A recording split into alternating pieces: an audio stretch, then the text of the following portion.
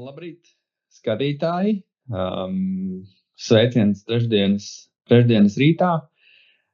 Mani sauc Mārtiņš Jurjāns, esmu Primēn Latvijā vadītājs. Un sveicienu visus ar trešo mēnesi, kad Latvijā ir stājusies spēkā Nacionālais kiberdrošības likums. Ir lietas, kas mums jau ir zināmas, ir lietas, kas vēl nav zināmas, un noteikti jāsako līdzi, un arī mēs sakosim līdzi un centīsimies informēt jūs par jaunākajām aktualitātēm šajā sakarā.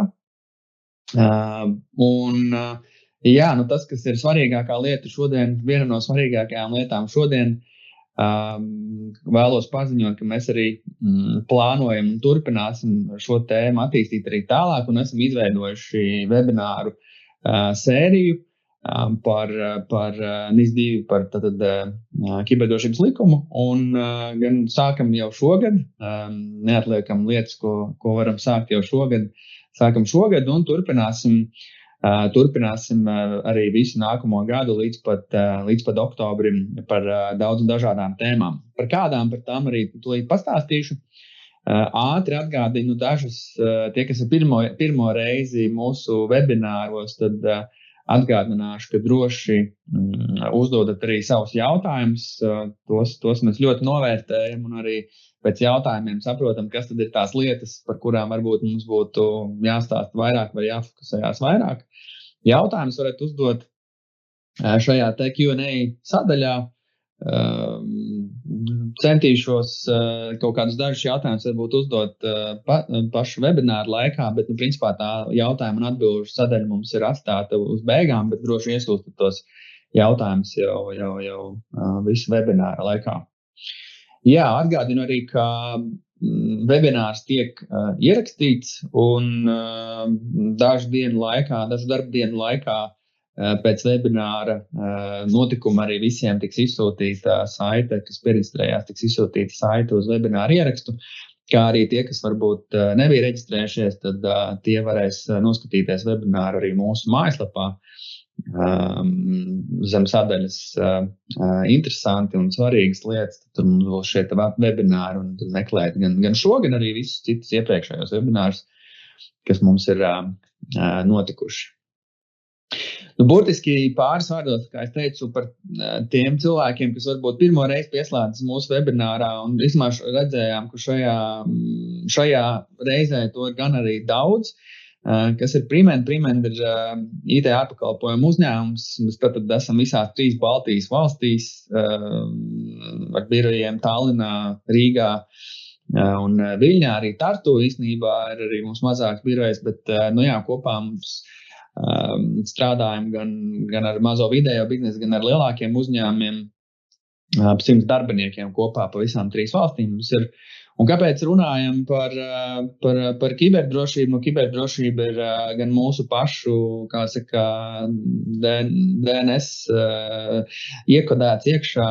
Esam paši ISO 27001 certificēts uzņēmums, tā kā nodrošinām mūsu klientiem drošus infrastruktūras pakalpojumus un palīdzam, protams, arī no infrastruktūras viedokļa arī šos te dažādu veidu drošības risinājumus ieviest pie klientiem.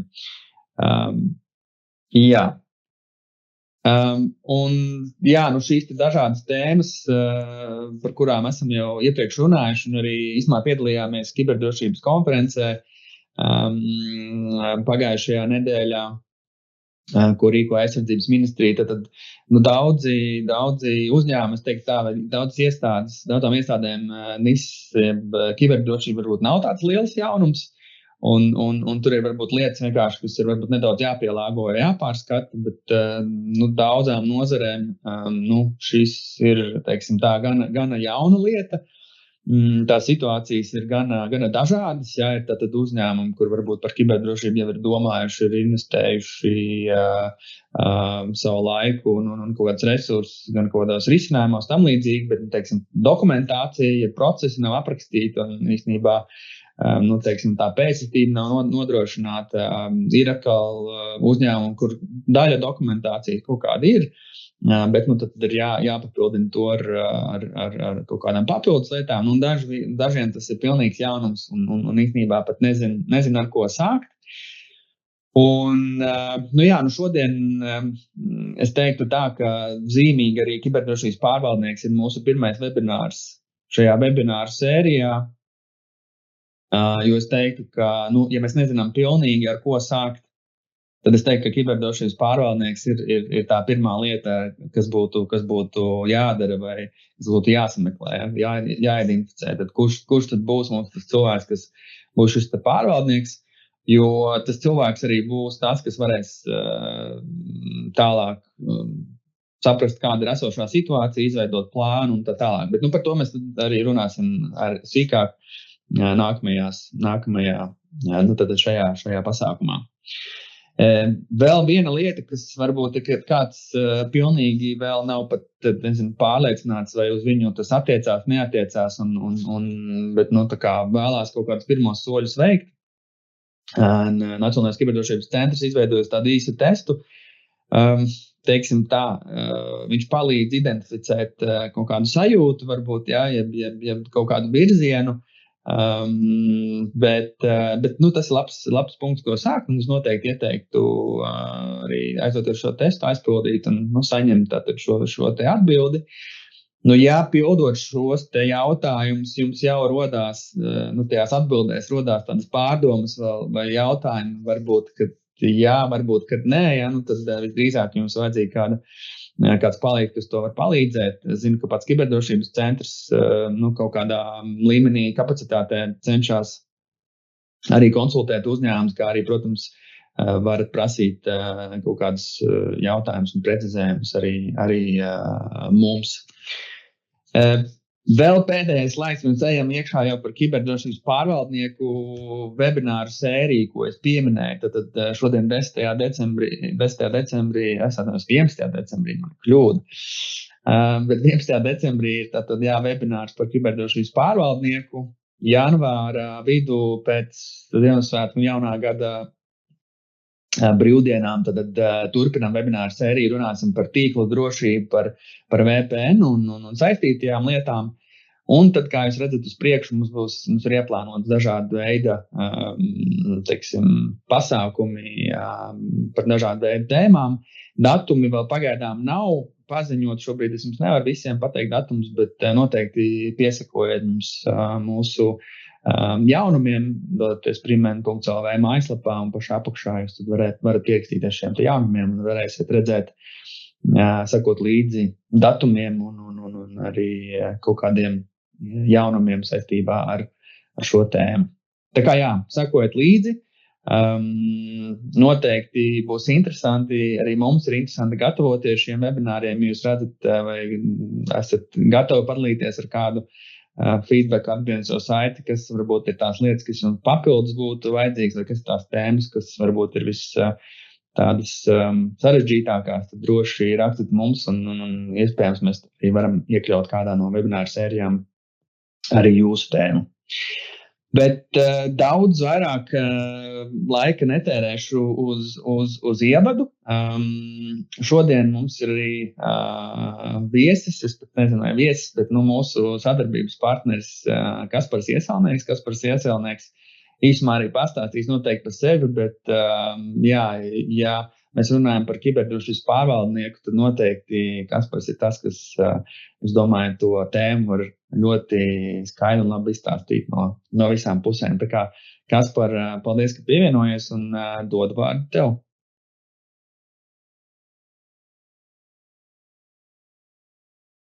Jā, paldies, Mārtiņ. Tūlīt tās parādīšu. Pārņems ar ekrānu. Jā, tieši tā. Tā noteikti ir redzams. Tā, kārtībā, jā. Ok, super. Jā, labrīt visiem. Paldies, Mārtiņ, jau par ievadu. Tad, jā, esmu Kaspars Iesaulnieks un šodien pastāstīšu par īsumā nedaudz par NIS-2 direktīvu un attiecīgi kāda ir kiberdrošības pārvaldnieka loma NIS-2 direktīvas ietvaros un attiecīgi Nacionāla kiberdrošības likuma ietvaros un, kas vēl procesā ir ministra kabineta noteikumi par minimālajiem kiberdrošības prasībām un kāda tur ir paredzēta kiberdrošības pārvaldnieka loma, pienākumi un arī prasības.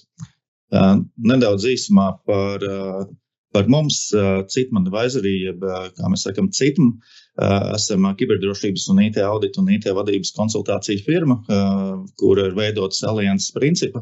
Sadarbojamies ar nozares speciālistiem gan Latvijā, gan Somijā, gan Zviedrijā. Mūsu pamata komanda ir 6 cilvēki, ar kuriem mēs ikdienā sadarbojamies Latvijā, bet, ja ir kaut kādi lielāki projekti vai specifiski jautājumi, tad ir arī citi partneri arī Latvijā, gan Somijā, gan Zviedrijā, atkarībā no situācijas, tad mēs piemeklējam labākos speciālistus. Speciālisti mums visi ir certificēti, piemēram, ISO 2701 certificēts auditors, dažādi tehniskie certifikāti par ētisko hakerēšanu, certificēti informācijas sistēmu auditori, certificēti informācijas sistēmu pārvaldnieki, speciālisti, certificēti projektu vadītāji, testētāji un ir arī data aizsardzības speciālisti. Kopumā mums lielākā daļai no kolēģiem ir un speciālistiem ir vai nu 6+ gadu pieredze, vai arī 10+ gadu pieredze industrijā, konkrēti sniedzot kiberdrošības konsultācijas un gan ielaušanās tests, IT audits, atbilstības audits, ieviešanas, kiberpārvaldību un kiberpārvaldības sistēmas uzturēšanu. Tas tā ļoti īsi par mums, bet tad par NIS-2 īsumā. Noteikti ļoti daudzi ir jau dzirdējuši par NIS-2, ir daudz par to runāts, bet tomēr pāris lietas atkārtošu. Tātad NIS-2 ir aizstāja NIS-1 iepriekšējo direktīvu, kur galvenā izmaiņa ir, ka paplašina attiecinātību, attiecīgi ir vairākas nozares iekļautas NIS-2, un kur iekļauj arī vidēja un liela izmēra uzņēmumus, kas ir tāda, viena no būtiskām atšķirībām. Pašlaik Latvijā jau ir pieņemts jauns nacionālais kiberdrošības likums, stājās spēkā 1. septembrī, un pašlaik vēl procesā ir ministra kabineta noteikumi par minimālajām kiberdrošības prasībām. Publiski pieejams projekts, kuru var droši apskatīt un jau detalizētāk iepazīties ar minimālajām prasībām, kuras tad sagaida ieviest gan uzņēmumi, gan publiskais sektors. Mērķis ir vienkārši uzlabot kiberdrošības līmeni Eiropas Savienībā un kopumā, kur jānodrošina dažādi pasākumi. Un viss šī pieeja ir balstīta uz risku bāzētu pieeju, ietverot visus apdraudējumus un aizsargājot gan tīklu, gan informācijas sistēmu un šo sistēmu fizisko un loģisko vidi no incidentiem. Tomēr ir arī, līdzīgi kā GDPR, ir arī administratīvie sodi, atkarībā no subjekta, vai tas atrodas svarīgā vai būtiskā industrijas sarakstā. Tas sodu var sasniegt līdz 10 miljoniem vai 2% no globālā apgrozījuma. Un NIS-2 direktīva attiecas uz uzņēmumiem, kuros ir vai nu vairāk kā 50 darbinieki, vai arī apgrozījums ir lielāks nekā 10 miljonu eiro gadā. Un arī uz publisko sektoru, tas ir ministrijas, pašvaldību iestādes. 17. oktobrī, varbūt, ja kāds nav dzirdējis, tad 17. oktobrī ir publicēta apspriešanai komisijas īstenošanas regula, konkrēti, kas attiecas uz DNS pakalpojumiem un citām industrijām, kas varbūt aktuālāk, piemēram, tiešais tirdzniecības vietas, tiešais meklētāju programmas, sociālās tīklošanas pakalpojumu platformas. kurā jau tagad ir pieejama detalizētāka informācija, kā NIS2 direktīvu būtu jāievieš jau ar precizētiem un detalizētākiem aprakstiem par riska metodiku, pieejas tiesībām, kāds viss ir jānodrošina, un arī tajā skaitā ir pieejamas ENISA vadlīnijas, kuras ir vēl detalizētāk paskaidro, kam konkrēti būtu jābūt ieviestam. Līdz ar to iesaku noteikti šis ir labs materiāls, kuru var apskatīt, kur jau ir iespējas redzēt jau konkrētāks piemērus, kas tiek sagaidīts no uzņēmumiem un jau struktūra, kādas ir tās galvenās jomas un jau ar piemēriem, kas šajās jomās tiek sagaidīts. Tātad par NIS2 statusu citās valstīs.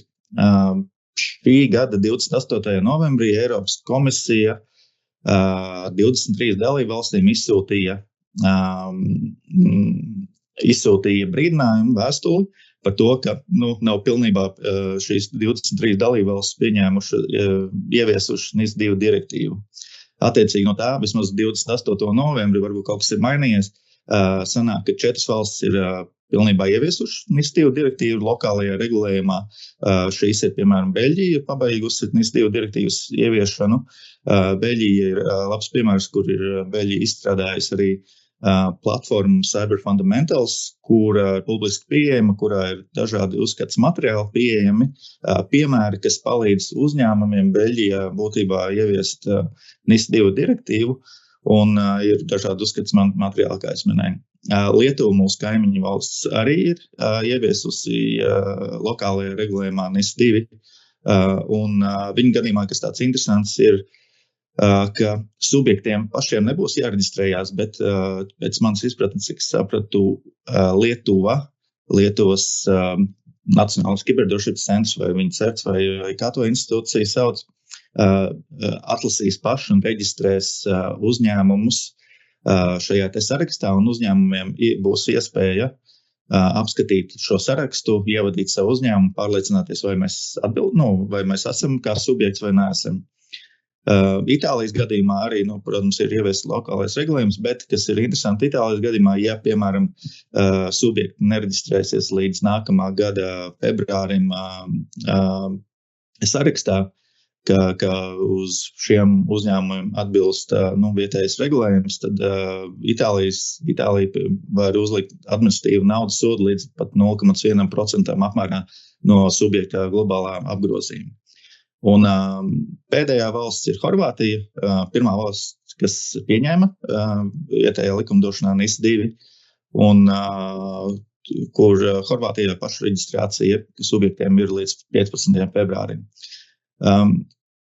Labā ziņa ir tas, jo vairāk valsts būs ieviesušas NIS2 direktīvu vietējā regulējumā, jo vairāk būs kaut kāda uzskats materiāli, citu valstu piemēri, no kā noteikti varēs smelties arī informāciju un spriežot arī pēc 28. novembra datumu, tad ņemot vairāk, ka 2 mēneši ir sniegts laiks, lai ieviestu šīs 23 dalībvalstis NIS2 direktīvu, līdz galam ieviestu vietējā regulējumā, tad mums ir kaut kāds laika nogrieznis, līdz kuram datumam mēs pieņemam, mēs varam sagaidīt arī pabeigtus ministra kabineta noteikumus par minimālajām kiberdrošības prasībām.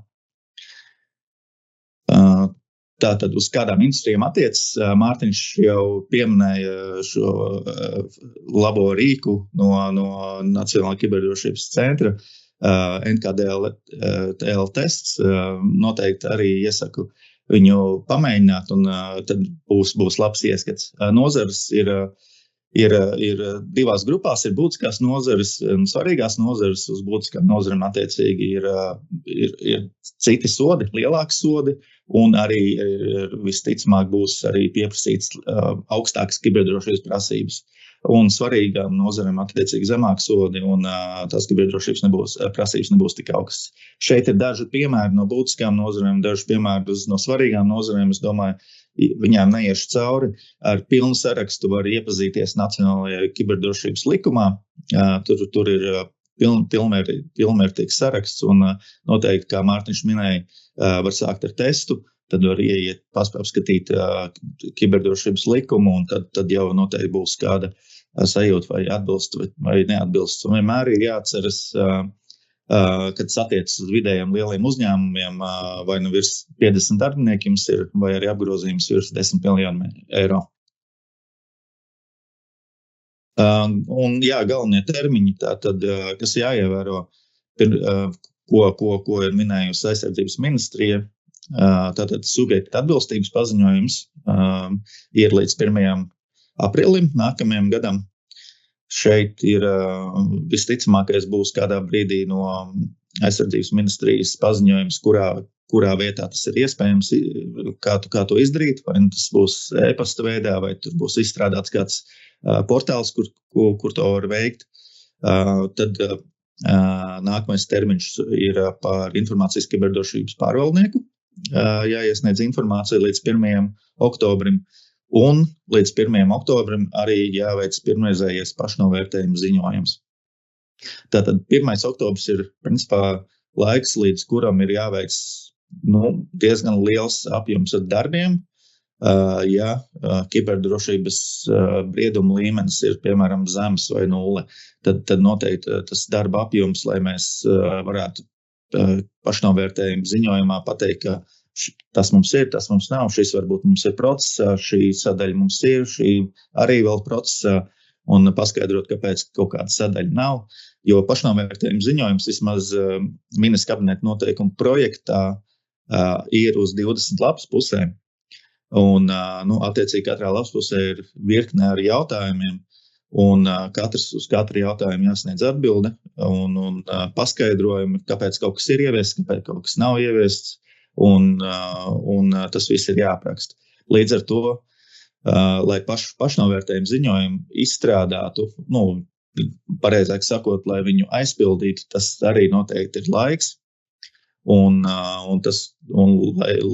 līdz viņu aizpildītu ir arī jāizdara kaut kādi darbi, lai mēs varam pateikt, ka mēs esam arī to ieviesuši, kas ir minēts ministra kabineta noteikumos par minimālajām kiberdrošības prasībām, kas vēl ir procesā, bet tomēr uz to noteikti var sākt strādāt, jo kaut kādas galvenās lietas visticamākais nemainīsies. Jā, līdz to arī Mārtiņš minēja, tad laiks nav daudz, tas oktobrs pienāks ļoti ātri, laiks skrien, tūlīt būs janvārs pēc svētkiem, februārs, marts, aprīlis, un tad ir ļoti, ļoti daudz darbi jāizdara, ko nevar īsti atlikt uz pēdējo brīdi, piemēram, uz septembri, jo tas fiziski vienkārši nebūs iespējams, jo tur ir tiešām virkne ar lietām, kas ir jāizdara.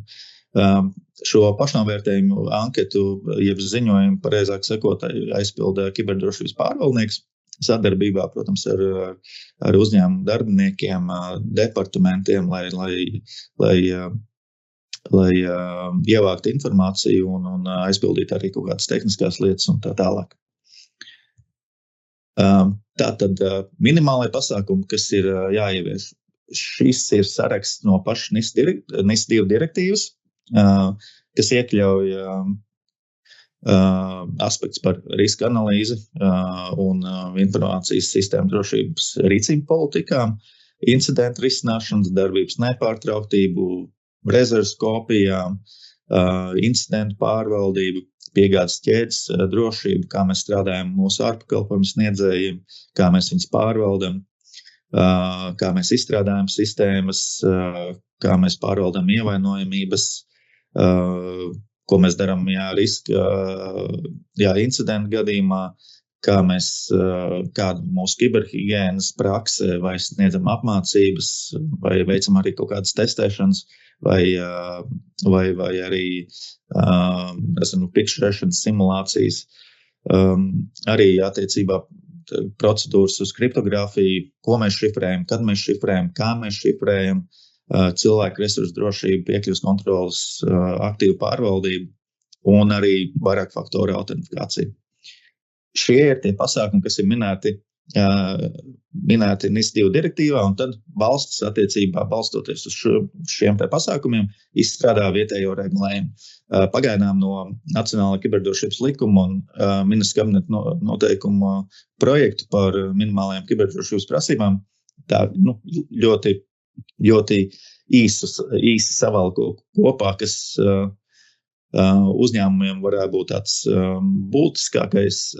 Tātad ir šis te saraksts, teiksim tā. Tātad pamatprasības visiem subjektiem ir kiberdrošības pārvaldnieks, tas būtu skaidrs. Tad ir jāizstrādā kiberdrošības pārvaldības dokumentācija, kas ietver kiberdrošības politiku, IKT resursu un informācijas sistēmu katalogu, un kas šeit ir jāuzsver, IT sistēmu klasifikāciju. Ir jāveic klasifikācija, vismaz pagaidām pēc ministra kabineta noteikumiem ir 3 līmeņos A, B, C. Klases sistēmas, attiecīgi augstāka riska, B vidēji un C zemāka. Un atkarībā no tā, kā mēs šīs sistēmas klasificējam, izriet arī drošības prasības no ministra kabineta noteikumiem. Piemēram, cik bieži jāveic rezerves kopijas, vai mēs šifrējam datus miera stāvoklī, vai nav jāšifrē dati miera stāvoklī. Un līdz ar to šī te klasifikācija ir ļoti svarīga, jo no tā arī izriet, piemēram, cik bieži vai un cik bieži ir jāveic ielaušanās testi šai vai šīm sistēmām. Un pēc aizsardzības ministrijas sniegtās informācijas, tad šajā resursu katalogā ir jāiekļauj skaidrs ir informācijas sistēmas, bet arī, piemēram, programmatūras, licences, infrastruktūras elementi, tīkla iekārtas, ugunsmūri, sviči un, principā, lai būtu pilnīgs pārskats par jūsu IT saimniecību, kādas sistēmas jums ir, kādas iekārtas jums ir, un lai jebkurš, piemēram, no malas pajautātu, kas jums atrodas IT saimniecībā, jūs varētu ļoti vieglā veidā un caurspiedīgi parādīt, kur ir mūsu viss saraksts, kur ir sistēmas, viņas ir klasificētas, piemēram, tur A klasifikācijas sistēmas mums nav, mums tikai tur B un C vai tikai C, un šāda ir tā esošā situācija. Tad nākamais dokuments un savā ziņā ir arī process, ir kiberriska pārvaldības un IKT darbības nepārtrauktības plāns. Zem kiberriska pārvaldības plāna savā ziņā slēpjas 3 dokumenti, jeb apakšdokumenti. Viens ir veids, kā mēs veicam riska analīzi, mūsu metodika. Otrs ir riska reģistrs, kur mēs uzskaitām visus mūsu identificētos riskus. Un trešais ir riska novēršanas plāns. Būtībā, ja ir kaut kādi riski, kurus mēs uzskatām, kuri var tiešām radīt kādus apdraudējumus mums, tad viņi ir jāsamazina vai kādā citā veidā ar viņiem ir jātiek galā. Līdz ar to tas, protams, arī atkarīgs ir no mūsu IT risku metodikas, kurā brīdī mēs pasakām, ka ir ok, mēs šos riskus pieņemam, vai mūsu pieeja ir tāda, ka jebkurš zem riska līmenis ir arī jānovērš. To sauc par riska apetīti katram uzņēmumam. Tā ir savādāk katrai industrijai, tas ir ļoti individuāli, bet tā ir tā ļoti īsti sakot riska pārvaldības pieeja, kas ir par 4. punktu, 5. punktu atvainojās kiberriska pārvaldības un IKT darbības nepārtrauktības plāns. Otra daļa ir par darbības nepārtrauktības plānu. Tas ir, ko mēs darām, kaut kādos ārkārtas situācijās, nodeg datu centrs, sākas karš, nevar strādāt no biroja, nodeg birojas un tā tālāk. Mums jādomā par nepārtrauktību, par nepārtrauktības scenārijiem, kas arī iekļauj darbības atjaunošanās, arī to pašu rezerves kopiju plānošanu, un tas viss ir jāapraksta un periodiski pēc periodiski arī jāpārskata, vai cik tas ir aktuāli, un vai kaut kas nav jāmaina, un ņemot vērā mūsu industriju, situāciju valstī un tā tālāk. Un tad 6. punkts ir kiberincidentu žurnāls, kur mēs uzskaitām kiberincidents, ja tādi notikuši ministrs kabineta noteikumos, kas ir pagaidām projekts, ir ļoti, ļoti uzskatām jau uzskaitīts, kādām sadaļām šeit ir jābūt, bet visticamākais, daļai no uzņēmuma arī būs nepieciešama kaut kāda procedūra, kas apraksta, ko mēs darām kiberincidentu gadījumā, kāda ir mūsu kiberincidentu reaģēšanas komanda, viņa kontaktdetaļas, ar ko mēs sazināmies kiberincidentu gadījumā, vai, skaidrs, ka mēs ziņojam CERTam un Nacionālajam kiberdrošības centram, bet arī vai mēs sazināmies ar valsts policiju, vai mēs kurā brīdī, un vai mēs arī iesaistām mūsu data aizsardzības speciālistu. Un šis process arī ir jāapraksta, lai, ja gadījumā notiek krīze, tad mums ir dokuments, kurā mēs varam apskatīties un atcerēties, kādi ir tie galvenie soļi, kuri mums ir jāveic, lai mēs krīzes situācijā varam labi noreaģēt un neaizmirst kaut kādas lietas. Tad 7. punkts ir par lietotāju un piekļuvas tiesību pārvaldību. Šeit ir, kā mēs izsniedzam piekļuvas kādu pamatu, kur mēs viņus dokumentējam, vai mēs viņus pārskatām, kā mēs piešķiram paroles par kādiem kanāliem, droši, nedroši, paroļu politikas iestatījumi, kuros brīžos mēs izmantojam divfaktoru autentikāciju, kuros nē, vai tas ir obligāti vai nē, un šīs te visas lietas arī būtībā ir jāapraksta vai kaut kādā atsevišķā dokumentā, vai zem kiberdrošības politikas, piemēram. Autācijas pierakstu pārvaldību arī tas pats stāsts, kurām sistēmām mēs veicam autācijas pierakstu, kur mēs viņus glabājam, cik ilgi mēs viņus glabājam. Autācijas pierakstu arī, starp citu, ir prasības ir atkarīgas no klasifikācijas, kādu mēs esam novērtējuši mūsu sistēmai, jo augstāka klasifikācija, jo augstākas prasības autācijas pierakstiem. Piemēram, par glabāšanas termiņu, detalizāciju un tā tālāk.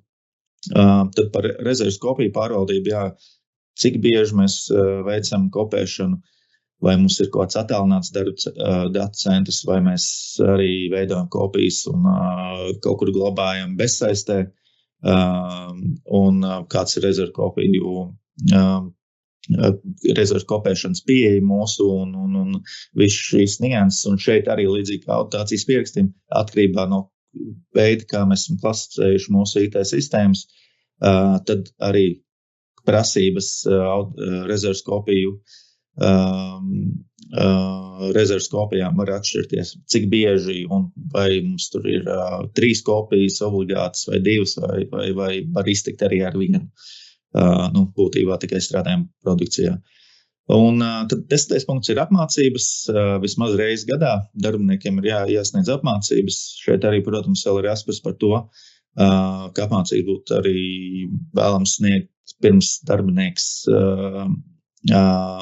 darbiniekam tiek piešķirts pieejas pie uzņēmuma IT resursiem, pie konfidenciālas informācijas, respektīvi darbinieks iepazīstas ar drošības politiku, iziet kaut kādu apmācību vismaz par pamatu principiem, kas mūsu uzņēmumam vai iestādē ir svarīgi, un tādējādi jau mēs jau samazinām riskus. Kas ir arī jāņem vērā, ka šie te aspekti var, principā varbūt aprakstīti vai vienā politikā milzīgā vai vairākās vai procedūrās, tas ir katras organizācijas ieskatā. Galvenais ir, lai šie aspekti ir aprakstīti, par viņiem tiek domāts un arī attiecīgi ieviesti dzīvē. Ja mēs esam būtisko pakalpojumu sniedzēji, tad vēl papildus nāk par šifrēšanas prasībām. Prasības par IKT infrastruktūrai, ja pilda data centra funkciju, prasības publiskajiem elektronisko sakaru tīkliem un ārpakalpojumu prasību vispārīgās un īpašās.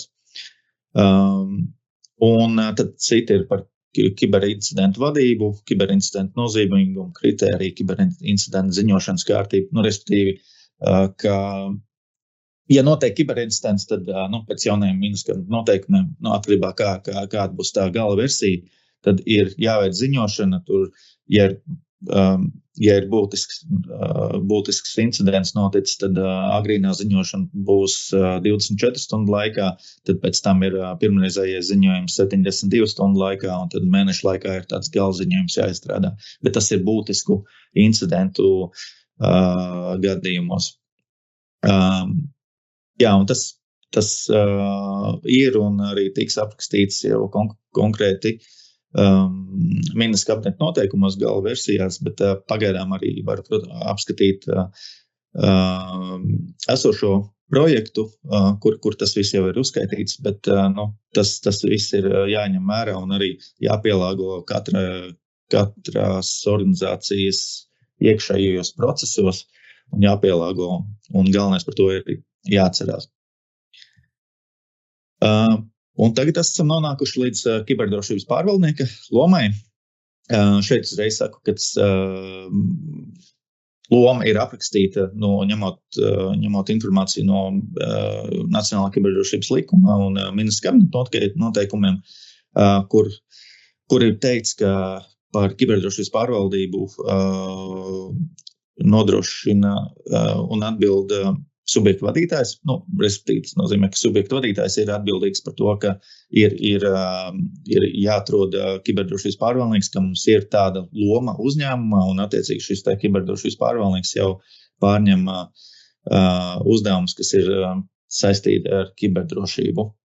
Un tad kiberdrošības pārvaldnieka pienākumi ir organizēt institūcijas informācijas un komunikācijas tehnoloģiju drošības pasākumus, reizi gadā veikt drošības pārbaudes, un, ja ir kaut kas konstatēts, tad izstrādāt plānu un organizēt, protams, šo trūkumu novēršanu. Reizi gadā apmeklēt kiberincidentu novēršanas institūcijas, organizēt apmācību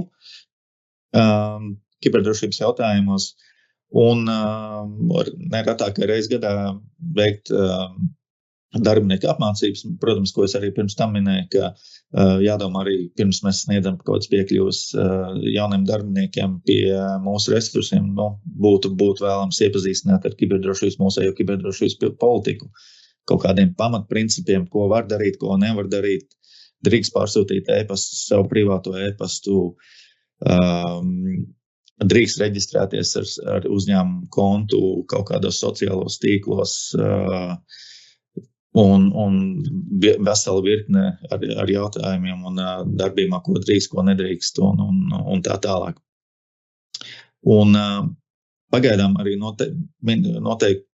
noteikumu projektā ir minētas prasības, kas tad var kvalificēties kā kiberdrošības pārvaldnieks, tad vai viņam vai viņai ir jābūt augstākā vidējā profesionāla izglītība kiberdrošības pārvaldībā, vai saistītā jomā, vai ir startautiski atzīti certifikāti, CISM un CISP, kas mūsu gadījumā izpildās abi. CISM ir Certified Information System Manager un CISP ir Certified Information Security System Professional. Vai arī kiberdrošības pārvaldnieks, kuram ir vismaz 2 gadu pieredze kiberdrošības pasākumu plānošanā vai īstenošanā. Šīs ir kā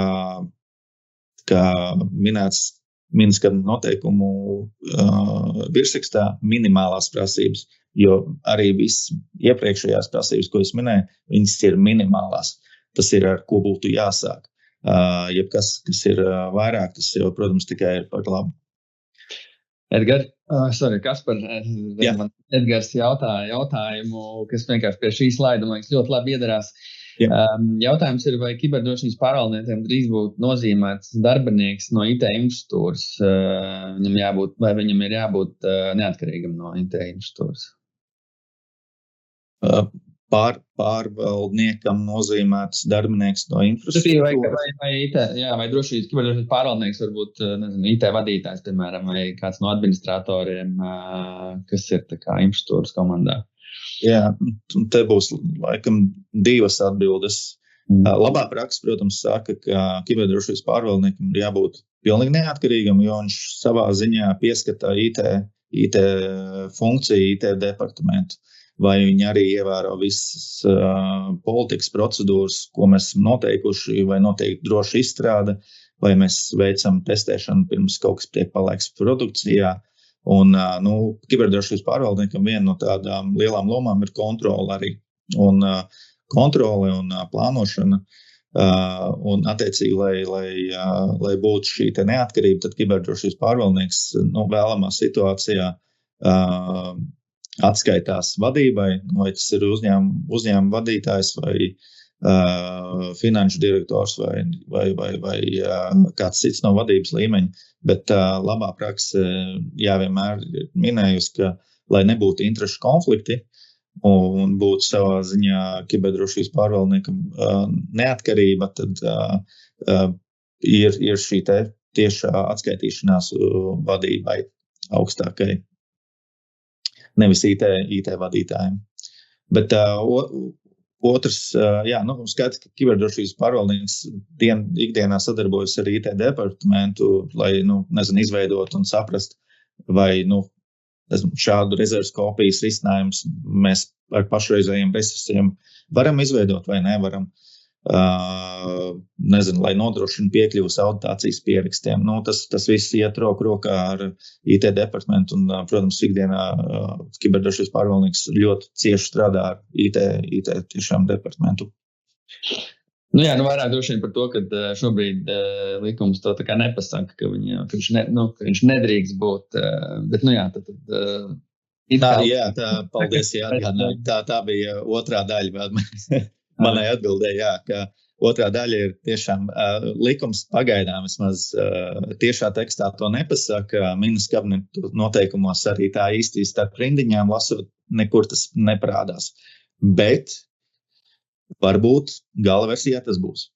To mēs redzēsim. Jā, jo arī kiberdrošības konferencē runājot ar pārstāvjiem, viņi teica, ka ir saņemti vairāki ieteikumi par ministrs kabineta noteikumu projektu, un viņš teica, ka tieši arī šie te prasības kiberdrošības pārvaldniekam un ārpakalpojumu prasības, tās, kur bija visvairāk šie te komentāri, šī varētu būt arī sadaļa, kas iespējams vēl mainīsies. Jā, tāpēc tiešām vēlreiz uzsver, ka tas ir vēl projekts. To, ko mēs tagad stāstam, tas varbūt janvārī vai kad būtu pilnīgi cita bilde. Parasti tā fundamentāli visticamākais nemainīsies, bet nianses izskatās pēc sniegto komentāru skaitu uz šiem te noteikumiem. Nianses tur noteikti mainīsies un tam ir jāsako līdzi. Un tad par praktisko daļu nedaudz no teorijas un arī praksi, kā tad mēs ieviešam kiberdrošības pasākumus, tādā diezgan vispārīgā līmenī, bet tomēr. Tātad mums ir 3 galvenie elementi, ir cilvēki, ir procesi, ir tehnoloģijas, kas ir tāda pamatkoncepcija kiberdrošībā. Otra pamatkoncepcija kiberdrošībā ir konfidencialitāte, integritāte un pieejamība. Mūsu informācija jābūt atkarībā kādai vai tur konfidenciāli, ka piekļūst tikai tas, kam vajag nepieciešams piekļūt. Integritāte, ka mūsu informācija ir tāda, kāda viņi ir. Viņi netiek neautorizēti labota, viņi ir autentiska un pieejamība. Mūsu informācija, mēs piekļūstam informācijai tad, kad mums ir vajadzīgs, un viņi ir pieejami tad, kad ir šāda vajadzība. Bet par cilvēku procesu tehnoloģijas, šīs ir tās 3 galvenās sastāvdaļas, kas ir būtībā nepieciešams kiberdrošības programmai. Tātad, kas tad ir cilvēki?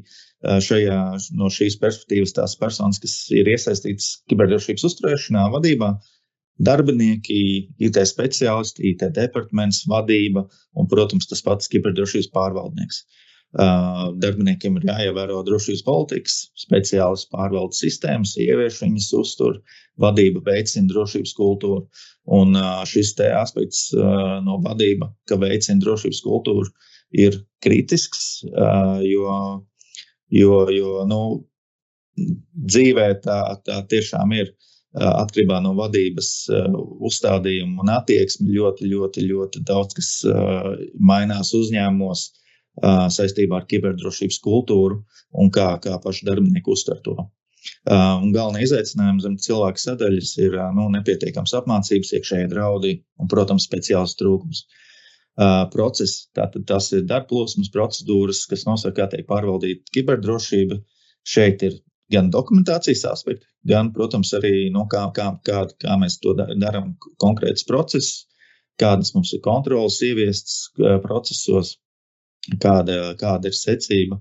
Un galvenais, lai šie procesi atbilst dokumentācijai un dokumentācija atbilst procesiem. Un izaicinājumi, ko es minēju, atbilstības starp dokumentāciju un procesiem, procesa atbilstība jaunām draudu tendencēm, nesaskaņas starp plāniem un to izpildi. Un tehnoloģijas, bez tehnoloģijām mēs nekur un nekādi. Tie ir rīki un sistēmas, kas nodrošina kiberdrošību, ugunsmūži, antivīrusi, IDR, XDR, CMI, datu šifrēšana, divfaktoru autentikācija un vispārējais. Galvenie izaicinājumi, pārāk liela paļaušanās tehnoloģijām, sarežģītība, uzturēšanas nepieciešamība. Katrai tehnoloģijai, īpaši jau arī kiberdrošības specializētajiem rīkiem, kādam viņi ir jāpieskata.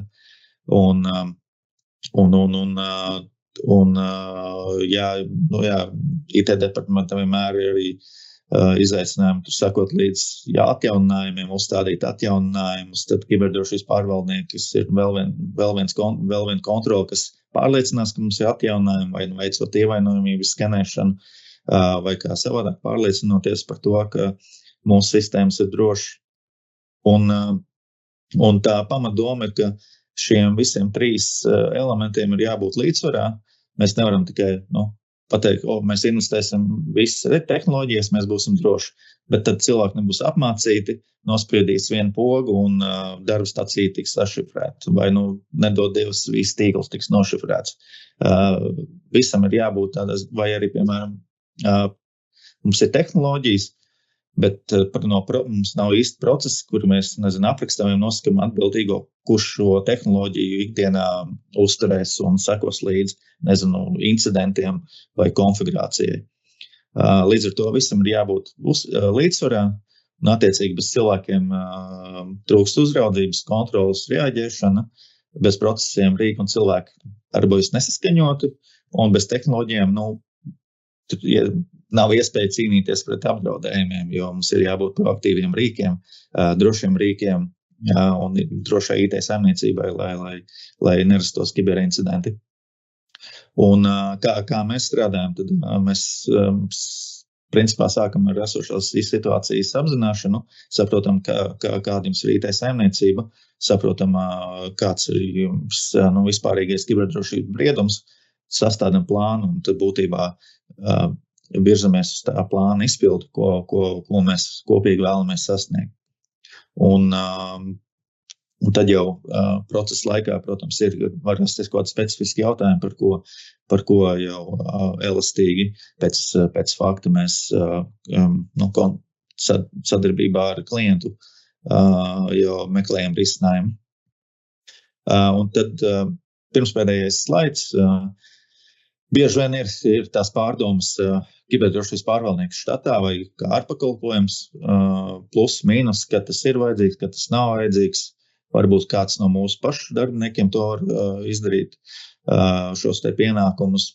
Tad, šeit ir 4 faktori, pēc kuriem var salīdzināt. Protams, ir arī citi, bet tīri uzskatēji, lai apmēram ir kaut kāds, teiksim tā, ieskats par plusiem minusiem, tātad pieņemšana darbā, kandidāta atlas, lai pilnas slodzes vai kaut arī puslodzes darbinieki atrast, kandidāta atlas un pieņemšana darbā, visticamākais, tā vismaz pēc statistikas, kiberdrošības pārvaldnieks jomā tie būs visticamākais 6 mēneši.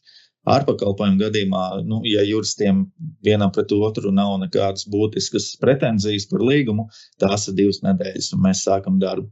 Izmaksas štatā, protams, fiksēta darba alga, varbūt tur Ziemassvētku bonus, apdrošināšanas, visi sociālajie nodokļi un tā tālāk.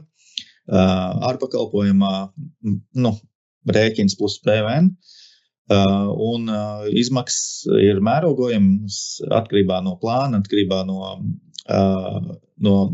mērķa, ko mēs vēlamies sasniegt, atkarībā kāds ir kiberdrošības brieduma līmenis. Parasti sākumā tās izmaksas var būt lielākas, bet pēc tam, kad jau mēs sasniedzam vēlamo rezultātu, tad jau mēs būtībā tikai uzturam šo te sistēmu, informācijas drošības pārvaldības sistēmu, ko mēs esam kopīgi izveidojuši, un kaut kādos konkrētos gadījumos, notiek kiberincidents, tad mēs pieslēdzamies. Tas ir atkarībā no vajadzībām. Vai ir kaut kāds, kaut kāda specifiska vajadzība, tad vienmēr var pieslēgties un palīdzēt. Aizvietojamība, ja mēs vēlamies nodrošināt aizvietojamību, tad tas ir visticamākais vietnieks, kur potenciāli izmaksas ir reiz 2. Ārpakalpojumu gadījumā aizvietojamība ir iekļauta. Kā es minēju, ir vairāk kolēģi, ir arī sadarbības partneri, kas var nodrošināt šo te aizvietojamību. Zināšanu štatā arī viens persona. Šeit gan jāpiemina, ka ja štatā kiberdrošības pārvaldnieks, tad viņš vai viņa visticamāk sadarbosies arī ar kādiem piegādātājiem, kur ja pārvaldnieka paša nav tā konkrētā kompetence, tad viņš vai viņi iegādāsies ārpakalpojumu. Mūsu gadījumā ir vairāki resursi, kā es minēju, tad ir gan IT auditori, gan tehniskie cilvēki, ētiskie hakeri, atbilstības cilvēki, riska cilvēki, pārvaldības cilvēki, juristi, data aizsardzības speciālisti.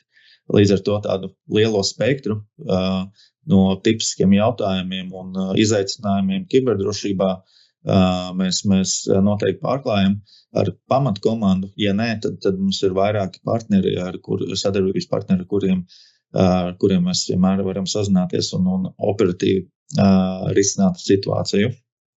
Kas varbūt vēl pie ārpakalpojuma, tāds ļoti labs jautājums, iespējams, ko daudzi arī jau vēl domā savā galvā. Ir saistībā ar to pārvaldnieku. Tad, ja pārvaldnieks ir kā ārpakalpojums,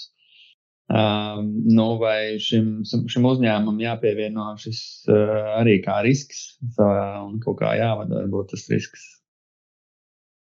Jā, kiberdrošības pārvaldnieks ir ārpakalpojumā. Potenciāli, jā, tas var būt risks. Tāpat kā jebkurš darbinieks var būt risks, iekšējais drauds. To var iekļaut, jā, riska analīzē. Bet tad arī risks ir aizvietojamības risks, kur ir lielāks, kur ir mazāks. Tur arī, te atkal arī, protams, pirms mēs sākam kaut kāds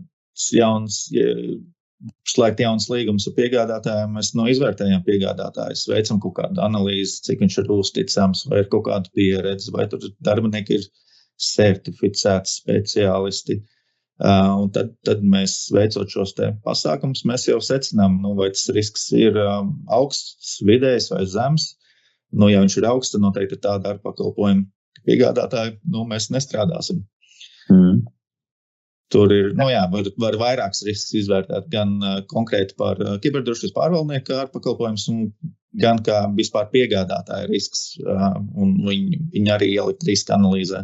Un, protams, arī jebkuru mūsu darbinieku risks, ka var notikt informācijas noplūde, kāds var aizsūtīt netīšām, netam saņēmējiem e-pastu, visu šīs te cilvēciskās kļūdas, kas arī var būt attiecināmas uz ārpakalpojumu. Bet ārpakalpojumu gadījumā, kas ir bonus, mēs juridiski vismaz varam kaut kā finansiāli kaut labumu gūt, ja ir kļūdas pieļauts darbinieku gadījumā, visticamākais disciplinārs sots vai darba attiecību izbeigšana. Jā, paldies. Lēžam tālāk.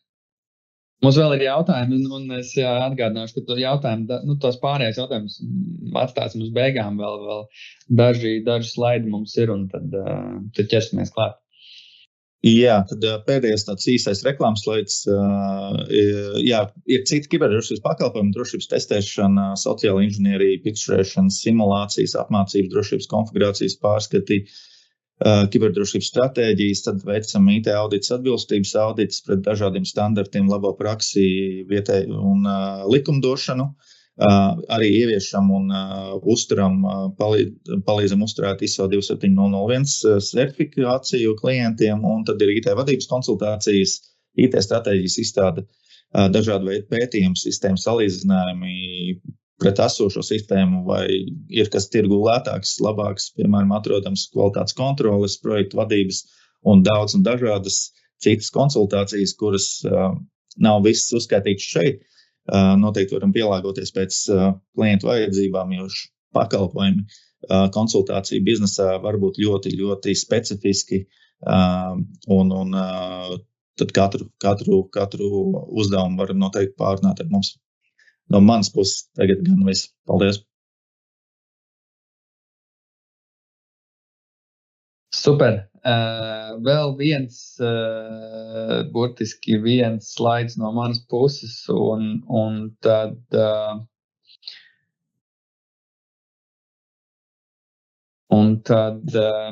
laidīsim arī pie jautājumiem.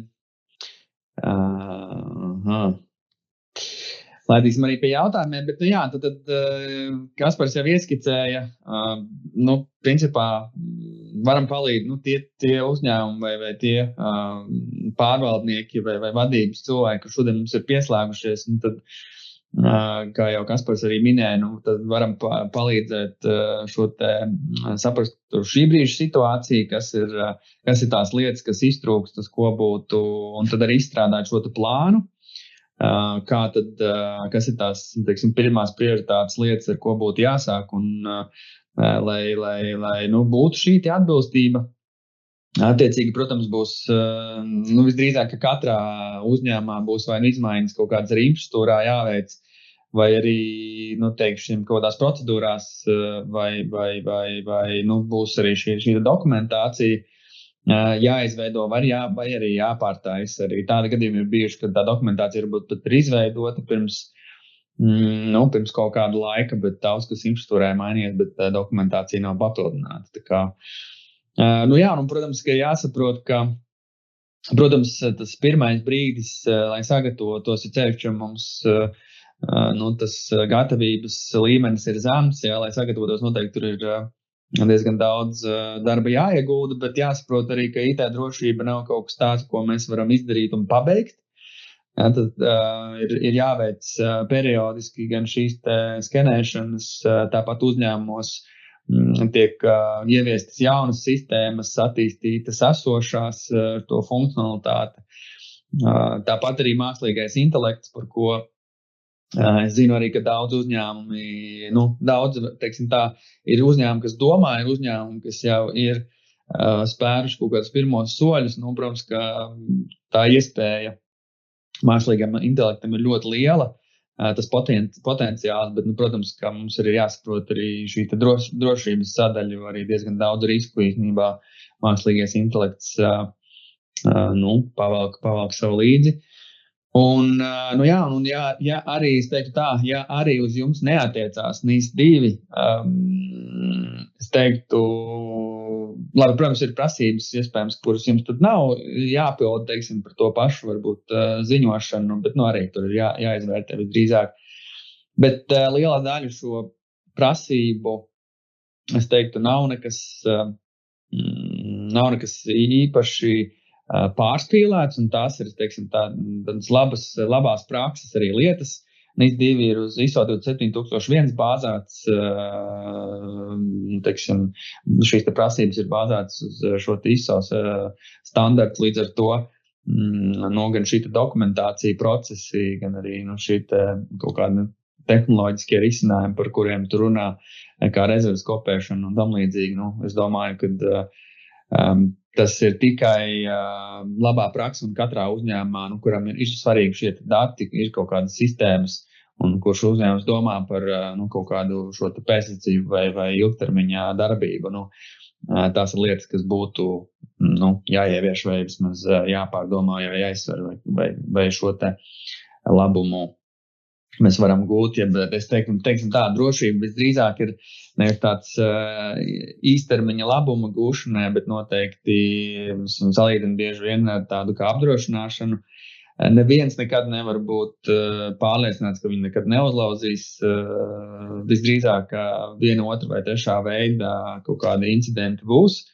Jautājums, cik labi mēs esam sagatavojušies un vai mums ir šis plāns B, ko mēs darām, kā mēs rīkojamies. Jo tajā brīdī, kad incidents notiek, ceļš viņš ir būtisks, tad bieži vien ir ļoti sarežģīti kaut ko vispār atjaunot. Un vispār tas laiks arī tas laiks tiek patērēts ļoti ilgs.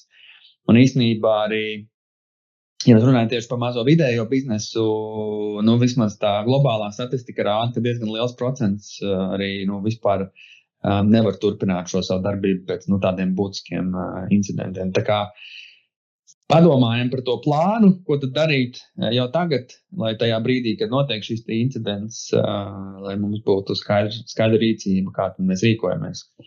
Tā kā rezervēt noteikti konsultāciju mums, un mēs centīsimies atbildēt arī šobrīd uz jautājumiem, kas mums ir ienākuši, bet uz tiem jautājumiem, uz kuriem nevarēsim atbildēt, tad noteikti varat arī rakstīt mums atsevišķi uz info@primēn.lv vai arī uz kādu no šiem te jūsu klientu vadītājiem, bet kas par paēm cauri jautājumiem mums ir daži, es domāju, ļoti interesanti. Bija jautājums par Enis vadlīnijām, tur es aizsūtīju to saiti, kur viņus var atrast. Tad par šo te IT infrastruktūras darbinieku mēs jau runājām. Bija jautājums par būtisko un svarīgo pakalpojumu sniedzējiem, vai tās prasības atšķirās. Sanāk, ka būtisko pakalpojumu sniedzējiem tomēr atšķirās, tur ir papildus kaut kas. Jā, ir papildus, ka tur minēju šifrēšanu, piemēram, kā papildus par piegādātajiem bija papildus, tas tur ir izdalīts. Jā. Tad jautājums arī no Mārtiņa, ja uzņēmumā, kas neietilpst to definēto nozaru sarakstā, NIS2 tajā izpratnē, bet ir izstrādāta drošības politika un nozīmēts kiberdrošības pārvaldnieks. Šim pārvaldniekam arī ir jāatbilst minētajai kvalifikācijai, vai tā prasība ir obligāta? Ja uzņēmums pēc būtības nepakrīt zem NIS2, tad jau vienalga ir. Jā. Tad Edvardam bija jautājums arī par to ievainojumību skenēšanu. Respektīvi jautājums ir, vai tam obligāti ir jābūt tādam tā kā neatkarīgam auditam no trešās puses, vai to skenēšanu iespējams veikt arī iekšēji ir notiecīgie resursi un zināšanas kaut kādas tehnoloģijas. Jā, protams. Var gan iekšēji, gan ārēji. Tā ir normāla praksa, ka arī iekšēji to veids. Tas ir iedarbināts process, atkarībā no uzņēmuma. Tur reizi nedēļā, katru dienu palaid, vienu reizi mēnesī, kā automatizēts process, un uzņēmumi to dara vienkārši, lai būtu pārliecība vismaz par publisko tīklu, lai mums būtu pārliecība, lai nav kaut kādi acīm redzami drošības trūkumi atstāti, jeb saucamie drošības caurumi atstāti. Jā. Tad arī jautājums par vai viens ārpakalpojumu kiberdrošības pārvaldnieks var būt vairākām nozarēm un uzņēmumiem, respektīvi uzraudzības iestādēm, un ir pieņemami un nerada papildus kaut kādu apdraudējumu?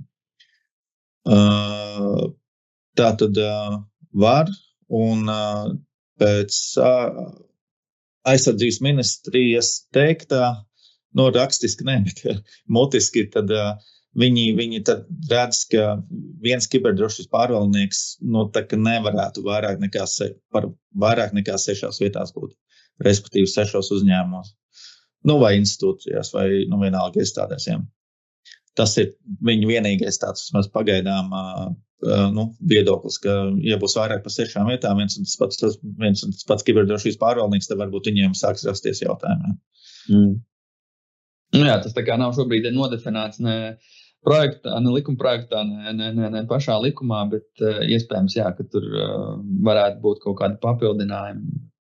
Visdrīzāk, tīri, kā saka, cilvēku resursu iespējas tiek izsmeltas kaut kādā brīdī, ja no 100%. To īsti nevar pilnvērtīgi. Tieši tā, tas loģiski sanāk, protams. Jautājums, kuram NIS2 līmenim varētu atbilst standarta vidusskola tehnikums? Grūti visdrīzāk būs uzreiz atbildēt. Tehnika. Ir izglītības iestādes, un tas ir svarīga nozare. Bet tur jāskatās, kā minēja, noteikti var pamēģināt izpildīt testu, ko arī Mārtiņš minēja. Bet man liekas, pie svarīgām nozarēm vēl var paskatīties likumā, bet tur bija par vai nu pētniecības iestādes vai izglītības iestādes. Un tās ir zem svarīgām. Jā. Kas te vēl, man liekas, ir būtiski pieminēt, ka ja mums ir kaut kāda sistēmas, teiksim, kas ir kategorizēts ar šo te augstāko klasi, A klasi, ja nemaldos, vai pirmo klasi, tad arī tur ir diezgan daudz īstenībā pasākumu, kas ir jāņem vērā. Un īstenībā, ja mums šī sistēma ir integrēta, piemēram, ar kādu A klases sistēmu, nezinu, kādu varam vai kā mums tagad tās iestādes tur sauc, bet ja šī sistēma ir integrēta, tad es saprotu, ka viņi arī tā kā viņi klasificēs kā A klases, tad arī jūsu sistēma, kas ir integrētā attiecīgi uzreiz. Arī tā kā skaitīsies, es saprotu, ar tiem ar augstākajām prasībām. Tāds mums te bija viens gadījums, bet tā kā grūti pateikt arī, kādas šai skolai vai tehnikumam varētu būt, bet katrā ziņā, ja ir jautājumi, tad varat noteikti arī prasīt, pildīt šo testu, gan arī prasīt pašam kiberdrošības centram, vai arī mums tad, protams, varam skatīties jau sīkāk. Jautājums par transporta pakalpojumu uzņēmumiem, vai tās arī iekrīt NIS2 direktīvu nozarēs. Tad ir jāskatās par loģistiku. Bija, man liekas, par pasta pakalpojumu, bet vai transports bija tieši, tad ir jāskatās, jāprecizē. Un būtiski arī, ko Kaspars teica, tad tas, ka ir šī nozara vēl uzreiz nenozīmē, ka ir jāatbilst, tad vēl ir šie kritēriji, kas ir 50 darbinieki vai 100 miljoni bija, vai 10 miljoni? 10 miljoni. Miljoni, apgrozījums, tā ir, protams, ir būtiska lieta, tādi, teiksim tā, ja ir zem šiem kritērijiem, tad īstenībā arī, kā saka, vēl pagaidām vismaz var it kā izsprukt cauri. Bet, kā es arī minēju, nav šīs prasības kaut kas ļoti pārspīlēts, manuprāt, daudz no tām lietām ir labā prakse. Un, protams, ir lietas, ko iespējams no kurām var atteikties, ja uz jums neatiecās. Bet, ja jūs zinat, ka jūs esat tajā nozarē, bet vēl tas apgrozījums jums nav vai darbinieku skaits, bet redzat, ka tuvāko gadu laikā jūs viņu sasniegsiet, un tad gatavoties tam, domāju, noteikti nenāk par ļaunu. Un kā jau Kaspars teica, oktobris 1. pienāks ļoti ātri. Tad noteikti mūsu ieteikums arī neatlikt uz pēdējo brīdi. Kādēļ? Tad gan pašiem noteikti stress un tā informācijas apkopošana, sagatavošana, tur ir diezgan daudz laika jāiegulda. Gan arī, ja jūs plānojat šo ārpakalpojumu piesaistīt mūsu vai kādu citu, tad arī šie speciālisti Latvijas tirgu, Kaspars var nokomentēt, bet nav ļoti daudz. Teiksim tā, noteikti nav viņu pārprodukcija. Tā kā, ja mēs domājam arī par to iespēju, kā ārpakalpojums varēs palīdzēt, mums ir jāizvērtē labāk sākt tagad un, teiksim tā, rezervēt to laiku un darba apjomu jau tagad nekā pēdējā brīdī. Tad varētu būt arī kādi izaicinājumi, jo es jau redzu, ka pēdējā brīdī drīzāk būs diezgan daudz darāmā. Jā, nu super. Nu jā, ir vēl kaut kādi jautājumi, kā es jau minēju, droši varat sūtīt viņus arī mums uz e-pastu.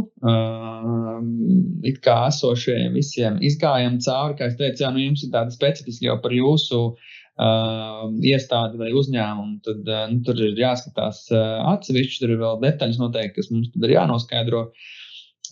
Bet jā, liels paldies, ka pieslēdzāties. Es ceru, ka jums nedaudz ir skaidrāks, kas tad ir šī kiberdrošības pārvaldnieka loma. Un galvenais, jā, nu saprotat, ka kiberdrošības pārvaldnieks, es teiktu, jā, tas pirmais solis, kas ir jāspēr, ja jūs redzat, ka jums ir jāatbilst šim te likumam, jo nu, tas ir tas cilvēks, uzņēmums, kas jūs var izvest cauri visam šim procesam, un, protams, tā ir arī viena no obligātajām prasībām šajā likumā. Tā kā, tas būs. Nu, vēl jautājums, jā, kas arī mums iepriekšējos pasākumos izskanējis, ja ir 27001 certifikācija vai kaut kas papildus jādara, lai sagatavotos priekš NIS2. Nu, jā. Jā, nu, ja man pašam būtu tāda situācijas, noteikti saliktu NIS2 prasības pret ISO un saprast, vai tur ISO viss nosedz. Nu, man ir liela aizdoma, ka par 90% jā, bet tur noteikti prasītos Excelis ar kolonnām, kur vienkārši pārliecinās, ka šī prasība no Minska noteikumiem tiek nosegta ar ISO A9 punktu un tā tālāk. Jo kaut kas tāds ļoti, ļoti, ļoti specifisks varētu būt tieši Minska noteikumos, kas, piemēram, ABC klasifikācija. ISO nav, tur var būt savas klasifikācijas, protams, bet Minska noteikumos ir konkrēti minēts par šiem 3 punktiem. ISO nav minēta metodika, to izvēlās jau paši. Kaut kā nianses tur noteikti atšķirsies, jā. Bet būtība, ne. Es teiktu tā, ja sagatavoties, ja atbilst, tad NIS2 būtu daudz vienkāršāk. Mums jau būtu šī dokumentācija, lielākā daļa šo dokumentu un droši vien arī kontrolas ieviestas. Tas, kas vēl jāpiemina, ka ISO arī nav minēts par kaut kādu ziņošanas kārtību kaut kādām ārējām iestādēm, jā, tad vai no šim kiberdrošības centram vai sabam, zem kuras tad jūs tad pakrītat tās nozares.